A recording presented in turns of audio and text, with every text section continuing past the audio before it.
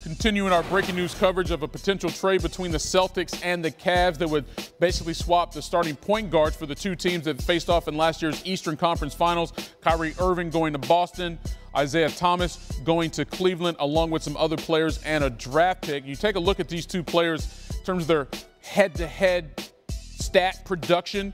You sort of have similar players when you go inside the box score in terms of points per game. Isaiah scored a few more points in the regular season. Assists, three-point field goal percentage about the same. Player efficiency very close. But for Kyrie, though, his impact for the Cavs really felt in the postseason, where he's averaged more than 25 points per game in each of the last two seasons. That, of course, is two straight trips to the finals. Thomas, though, has never averaged 25 points in a single playoff, and this past year he was hurt in that series, did not play all the games against the Cavs. Let's bring back in basketball insider Jeff Goodman. Jeff, what more can you tell us in terms of where this potential trade stands right now?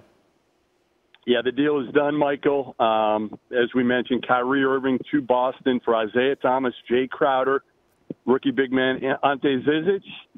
And the big one was the Nets' unprotected pick next year, which, you know, was obviously the number one pick this past year. Where do the Nets fall next year? The East is certainly worse. Some people feel like the Nets won't be one of the bottom 3 or 5 teams, but their roster is certainly such that you can make a case that they're going to be in the mix for a top 3 overall pick. So that's the deal. Kyrie Irving goes to Boston.